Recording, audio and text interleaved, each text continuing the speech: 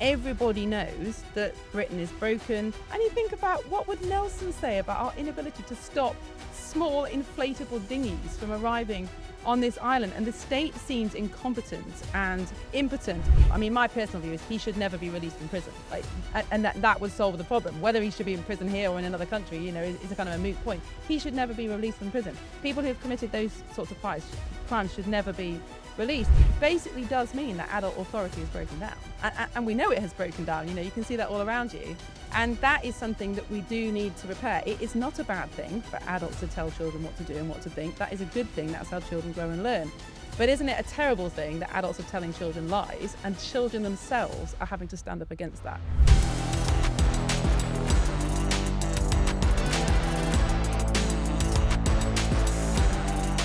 Hello, welcome back to the Brendan O'Neill Show with me, Brendan O'Neill, and my special guest this week, Miriam Cates. Miriam, welcome to the show. Thank you for having me.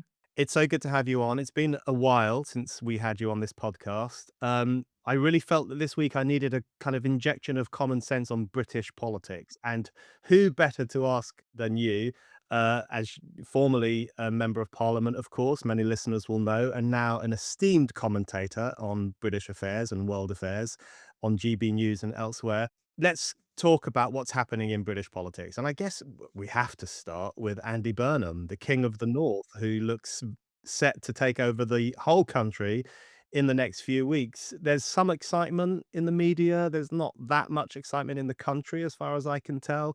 What's your reading on what's happening with Labour and the prospect that we'll have a new Prime Minister in a few weeks' time? Well, it's just extraordinary, isn't it? I mean, my eldest child is about to turn 18, and I think we worked out that he will be on his eighth prime minister by the time he's an adult. And, if you look back through British history the last couple of hundred years, yes, there have been turbulent times, of course, but there's never been anything like this, 7 changes of prime minister in 10 years. Even in decades where there have been more frequent general elections, the leaders of the parties have stayed the same. So you've had fewer people actually in number 10. I mean, just an extraordinary shake-up. And lots of people have made the comparison with Italy. Suddenly we're doing well in football, but changing prime ministers every 5 minutes. And they're not even in the World Cup, but finally have some sort of political stability. So I think that's quite interesting. But I think the whole thing is indicative of what's going on in politics as a whole. And I think there are a number of factors that have led into this instability that's given Andy Burnham his chance. I think it'll be a very brief chance. I think he'll be popular for a few months because he is a good communicator. He's very charismatic. He's obviously very personable. He's obviously good at human relationships. He's been Manchester mayor for a long time. He's been in politics for a long time. He's obviously got a good family life and, all these kind of things. So he's an admirable person. Don't get me wrong. I think he's going to be automatically a better leader than Keir Starmer, who is deeply unsuited to the role. But I think that turbulence isn't going to go away because certainly since Brexit, the main parties have been divided along lines that aren't really traditionally left-right. So both main parties have become ungovernable. There isn't a majority for anything. And so I think Andy Burnham, for all his talent and charisma, is going to find himself in exactly the same position as Keir Starmer, as Rishi Sunak, as Liz Truss, as Boris Johnson, as Theresa May. I mean, even going back to David Cameron, really, the parties are divided, they're ungovernable, and so they are going to change leader in the hope of trying to stay on the treadmill of politics. That's a really useful way to kick off. I think that's a very apt description of what we're going through. Would you say that the problem in politics is the politics can't quite live up to the expectations of the electorate, I guess? Because you mentioned Brexit there, and we do seem to have had turmoil since Brexit. Of course, the Ramonas put it down to the fact that Brexit itself is a destabilizing idea, whereas it seems to me that we've not had a party leader yet who could make good on Brexit and achieve the aspirations of ordinary Brits, many of whom want, obviously to leave the European Union, which we've done, but also to have secure borders, to be a proper independent state again. All those ideas have been swirling around for some time, and we've not really had a leader that's able to live up to them. And it doesn't look like Andy Burnham will either, I think. No, and I think the reason for that is that power no longer rests in Parliament and in number 10, or certainly not as much as it did before the Blairite reforms. And I think that is one of the fundamental problems as well that's leading to this instability, which is that everybody knows that Britain is broken. We look at things as diverse as HS2. I mean, how insane that we've spent these tens of billions of pounds on a project, where even very comparable neighbours like France can build infrastructure still. And they've got many of the same problems as we have, but they can still do that. Or the small boats. I've just been having lunch with somebody whose ancestor was one of the admirals that fought alongside Nelson. And you think about, what would Nelson say about our inability to stop small inflatable dinghies from arriving on this island? And the state seems incompetent and impotent. And I think that's because there no longer is that power in Parliament. So we look to the Prime Minister and say, why can't you sort this out? Of course, the Prime Minister can't sort that out because we have all these weeds of legislation and quangos that make it impossible for any one person or even Parliament to bring change. So then, of course, the MPs look at their inboxes, they look at the polls and say, oh, well, this Prime Minister, this leader is not very effective. We better change. But it's the system that's the problem and not the Prime Minister. I think the other problem we have is an economic one, which is that because we are so deeply in debt, we are so in hock to the bond markets. Sorry, Andy Burnham. But actually, to get us out of trouble, we are going to have to spend on some infrastructure. But we can no longer do that by borrowing. We no longer have any headroom in our budget. The only option is cuts, unless we want total economic crisis. But MPs, and I think more importantly, the public, are not willing to wear those cuts because we've been living in this fantasy land since the 1970s that has told us that governments can basically spend what they like with no consequence. And those chickens are coming home to roost. They are indeed. You mentioned state incompetence. I did want to ask you about that because on so many issues now, I see that problem: state incompetence, the incapacity, or even the unwillingness of our rather sclerotic state to sort certain problems out. I was in Makerfield prior to the by-election. That's obviously where Burnham won his by-election, and apparently he won a mandate to run the whole country. That was a surprise to many of us. Um, but almost everyone I spoke to in Makerfield talked about the problem off small boats, off the borders. Of course, they would be written off as racist and xenophobes by the chattering classes, but what they were concerned about was the inability of the state that governs their country to determine the shape of the country, to police the borders, to say who can come here, who can't come here. I think the political class still doesn't understand how important an issue that is for lots of people up and down the country. The fact that we don't seem to have control over the territory itself, never Yeah. mind the future of the country. Absolutely. And if you look at the numbers now, I think we're up to around 200,000 people have come across illegally since the small boat crisis started. Of course, we had people coming across in lorries before that. 200,000 people whose identities we don't know, many of them whom are now lost in the system. The Home Office doesn't even know where they are. If that's not a national security crisis, I don't know what is. And I think there's lots of talk about the unfairness of asylum seekers being given spaces in hotels. And of course, that is a legitimate concern. But I think the much, much deeper concern is the national security one.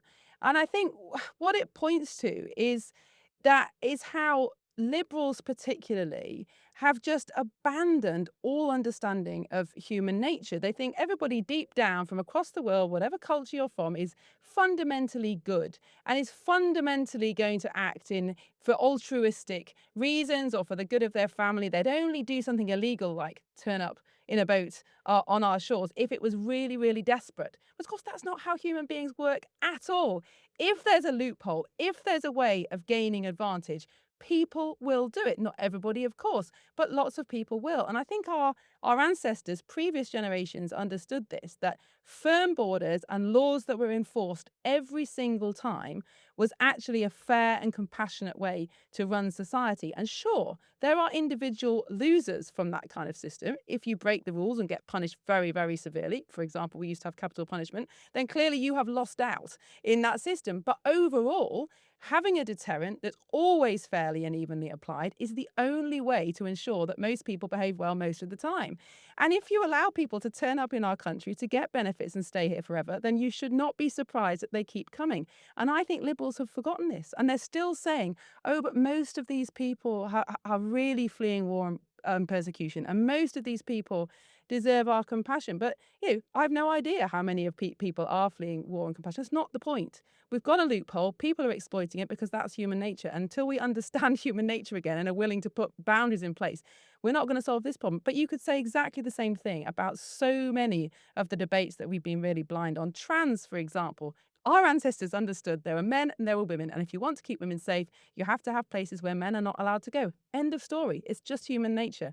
But in forgetting those natural things, those basic things, and being too squeamish to enforce the boundaries, we have invited chaos into our nation. Yeah, the collapse of boundaries is such a recurring theme in modern Britain. The boundaries around the country, the boundaries around women-only spaces. I mean, it is a kind of psychotic levels of cultural moral relativism. Um, One more thing on the immigration question. I wanted to ask you because I think about this a lot, and I don't have any obvious answers to it myself. But I wanted to ask you about the Boris wave, to mention a former leader of the party that you were an MP for. Um, Lots of people are talking about the Boris wave because obviously that's not small boats, that's not illegal immigrants in that sense, but it is a very significant number of people who came to this country over the past 5 years or so. There's a lot of discussion about what should be done with them. Shabir Mahmood has been talking about making it harder for them to stay permanently. Reform and other parties are suggesting they should be invited to leave this country and go home. It does seem to be a difficult topic and one that people are worried about but not sure what we might do about. What's your view on that layer of immigration, which was huge numbers that came over the past few years? Yeah, I think this is a really difficult question because two things there's a clash here, isn't there, of both a desire to reverse that mistake and to not want to see the Boris wave, the mass migration is irreversible. I think that is a really, really difficult thing to come to terms with. The fact that our country might never be the same again because of a mistake that politicians made. But then also staying true to what it means to be British, which is to treat everybody equally under the rule of law, to respect citizenship, even if we don't agree with how that's being given. And I think those 2 points are clashing at the moment, and that's why we're getting this very heated debate on the right. So personally, I think that anyone who doesn't already have a British passport should not get leave to remain unless they are, a high skilled, high wage immigrant. And even then, it probably should be a time limited visa and it should be a lot harder to get citizenship. And I think Shabana Mahmood should absolutely push through with her ILR reforms. It's disappointing that they're not already enacted because we are starting to see the first tranche, if you like, of the Boris wave able to claim that ILR. So I absolutely think that we should push ahead with those reforms and we should not be giving out any more passports. But when it comes to people who have already gained citizenship, I think that is a different question. And yes, we might say, you and I might say, those people have been given citizenship in error. They should never have been given passports. But if we fundamentally want to adhere to the British value of treating people as citizens equally under the law, then I think in a way we would be gaining the world and losing our soul by trying to kick those people out. And I think we just have to accept that some mistakes cannot be mended.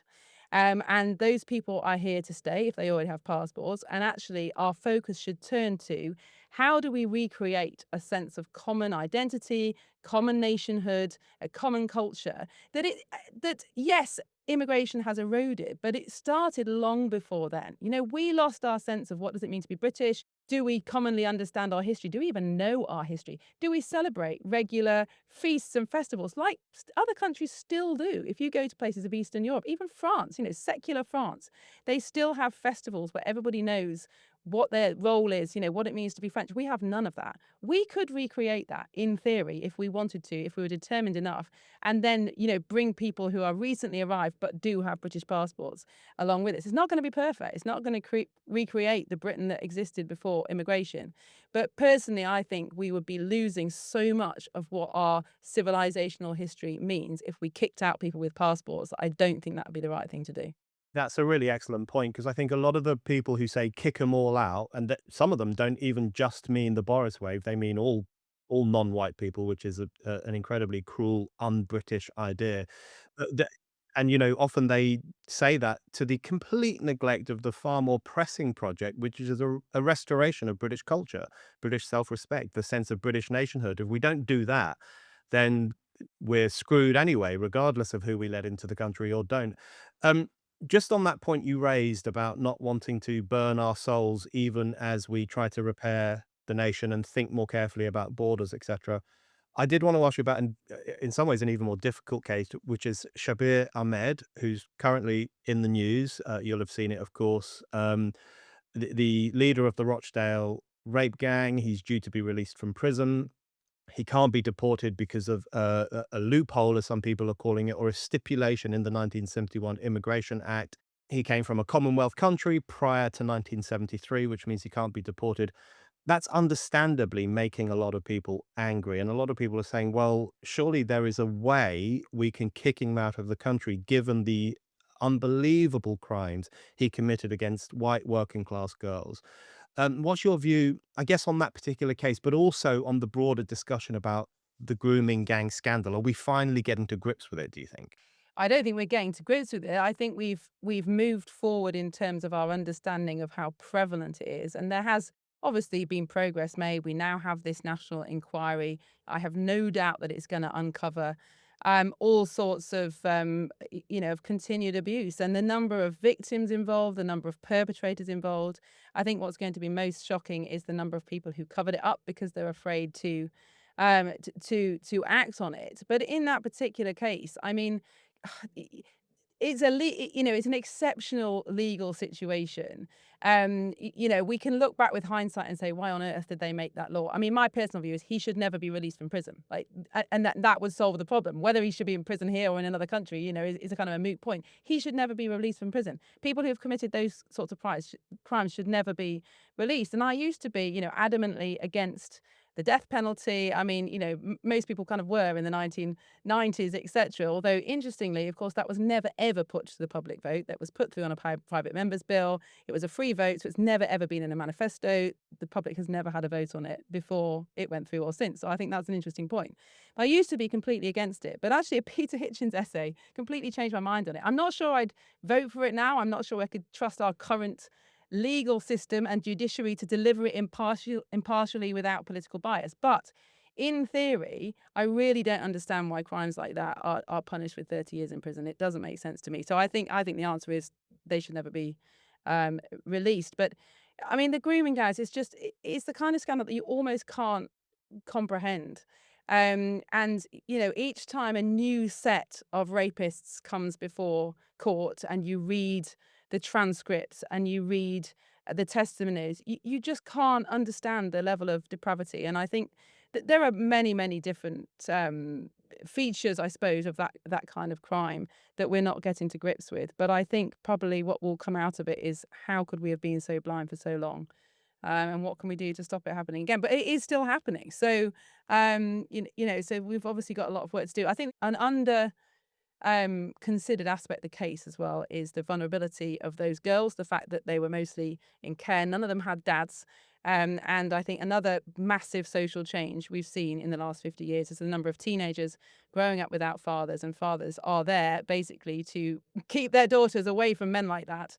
Men like that shouldn't exist, of course, but there will always be predators, and dads are there to protect their daughters. And when dads are absent, things go very wrong. And we're seeing that what that means for teenage boys, but it's also extremely important for teenage girls. Yeah, yeah, absolutely. Um, okay, speaking of girls and boys, you mentioned earlier the trans question, and I did want to ask you about the state of wokeness.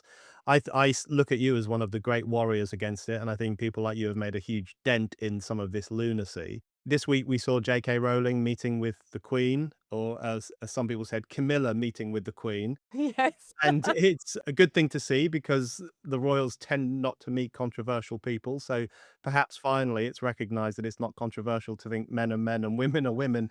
Um, do you think that's over now, that kind of madness? I mean, it's hard to tell because I'm sure it's still ingrained in certain educational institutions and so on.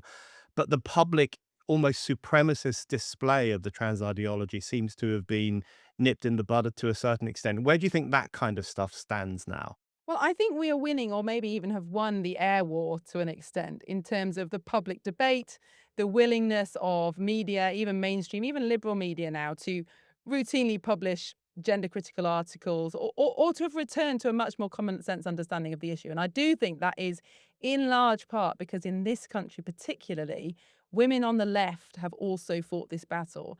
And I think in places where this has been seen as a traditional conservative concern, actually they haven't got nearly as far. That collaboration between people like J.K. Rowling and Rosie Duffield and other people like them has been so powerful because it's had to come from the left with right wing support, of course. But I think they have been absolutely critical to winning this war, and I think that's why outlets like the Guardian, for example, are willing to publish gender critical pieces now. So I think in the media we are winning the battle, and it's certainly completely acceptable now to speak in biological terms, and I think that has changed in just 3 or 4 years. But I don't think we've won the ground war. And like you say, many of our institutions are still infected with this ideology.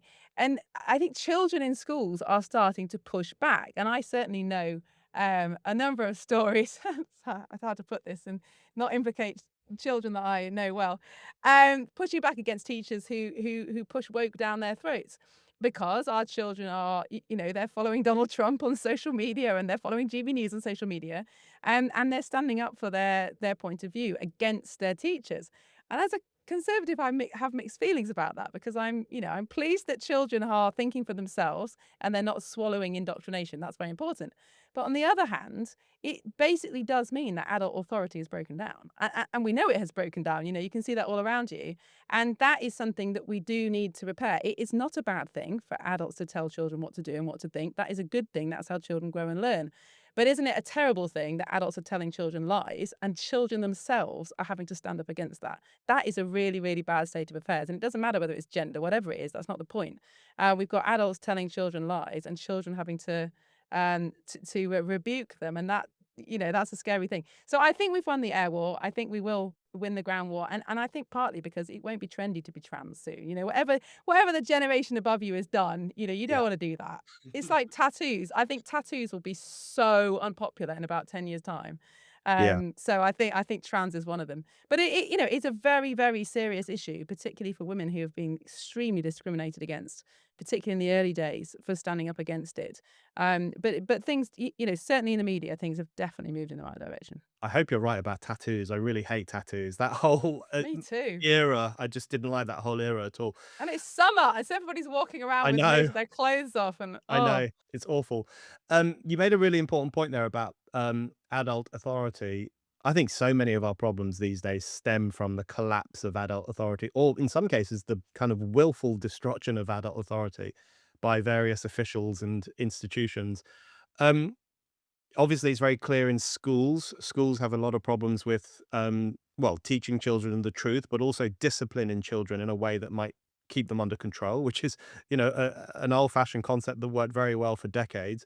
But I wanted to ask you about parental authority and what you think is happening there. You write a lot about the family, family values, the importance of fathers, of course, the importance of mothers, things that would be considered old-fashioned ideas now, but which most people recognize as very important contributors to a good life.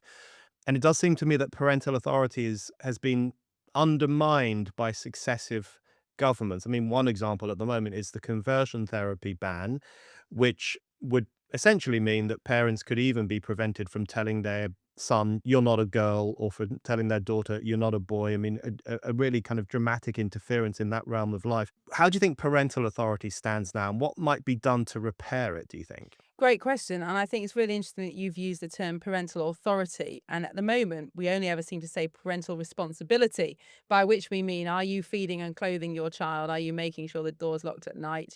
What notice are you taking of what they're looking at on social media? But actually, I think parental authority is what we need to recover. And that parents need to be in charge of their children. They need to be able to discipline children, and they need their children to obey them. And I think if your children don't obey you by the age of 7 or 8, you're going to have serious problems in teenage years.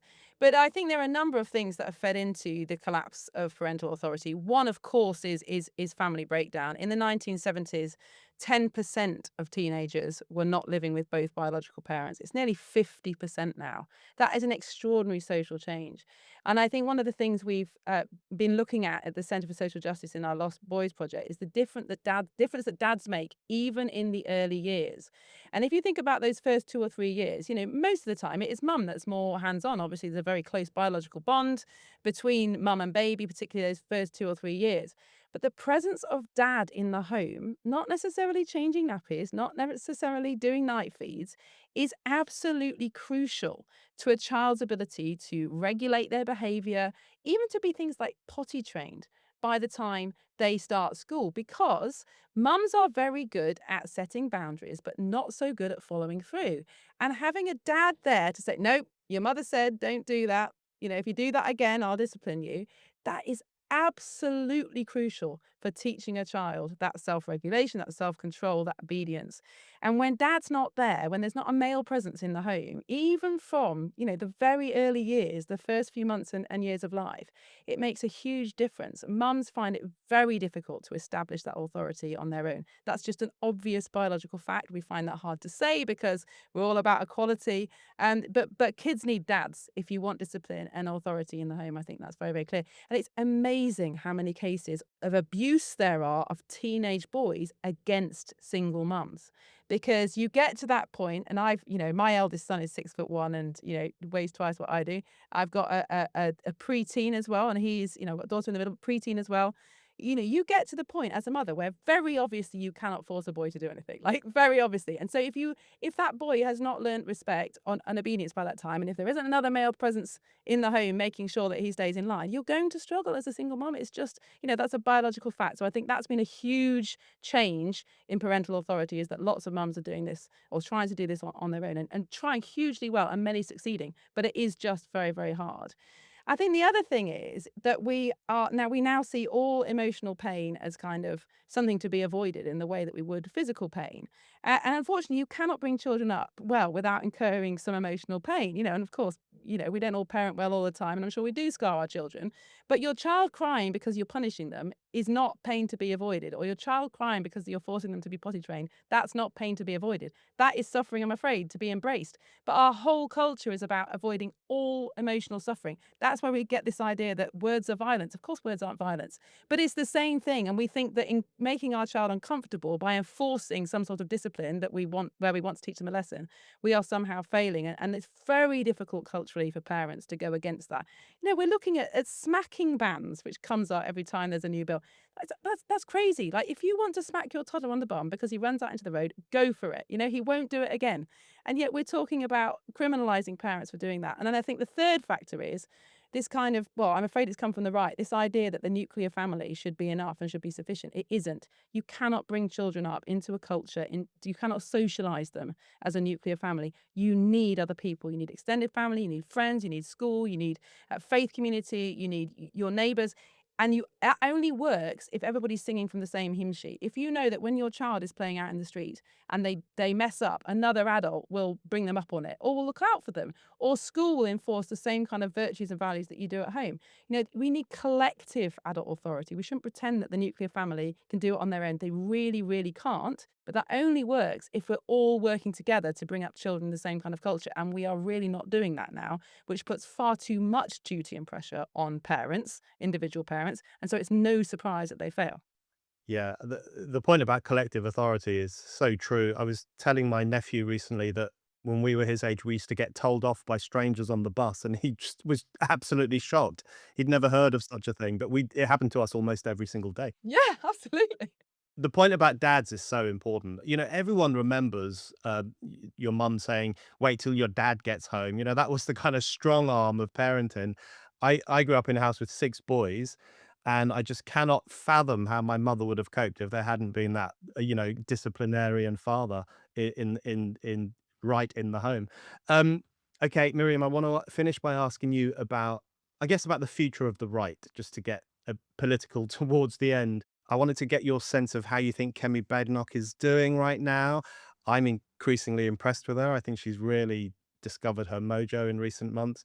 But then, of course, there's reform. There's Nigel Farage. They're still nipping at the heels of power, although maybe less than they were before. What's your sense of where the right is going and whether it's possible that at the next general election they will form a government in some way? Well, if the right doesn't form a government in some way, I mean, I think we are cooked as a country. So I hope that nearer the time when potentially things are clearer, the polls settle, who knows, that some sort of deal will be done because I think that is in the national interest. If you look at the polling, if you add Conservatives plus Reform plus Restore, you're getting to about 50%, which is, clearly what you need for a right wing government and also shows that there's democratic demand for a right wing government. And I think this is where the chasm between what the people think, ordinary voters think as what they want from a right wing government, and what the parties are arguing about. So, what was the kind of standard right wing position of a British citizen who says they're going to vote for a right wing party? Okay, I want strong borders, I want decent law and order, I want to get rid of this woke, and I want my taxes to be lower. Okay, that's probably the kind of considerations that most voters are thinking of when they want a right wing government. Whereas what we're arguing about in Westminster and in the parties, and I'm not saying these arguments are futile at all, they're very important and actually fundamental to how we can possibly deliver an effective government.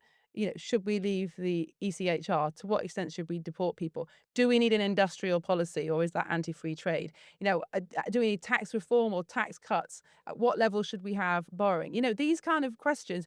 Should we scrap the triple lock? These are the kind of questions that are, of course, being asked on the right and in think tanks and being argued against and picked over by the right. But they're kind of a million miles away from what a public sees as an effective right wing government. So somehow the politicians have got to bridge this gap and turn their policy arguments into an offer that will deliver those pretty basic tools of government that the people want. And I just don't know if that's possible because everything comes down to relationship in the end, doesn't it? And there's a lot of bad blood on the right. Obviously, a lot of Tories have defected to reform. There's been an awful lot of crudeness and abuse and attacks and insults on social media, which I think are utterly unhelpful. I just think that's a stupid thing to do. You don't know who you're going to be working with next week, so it's better not to burn your bridges.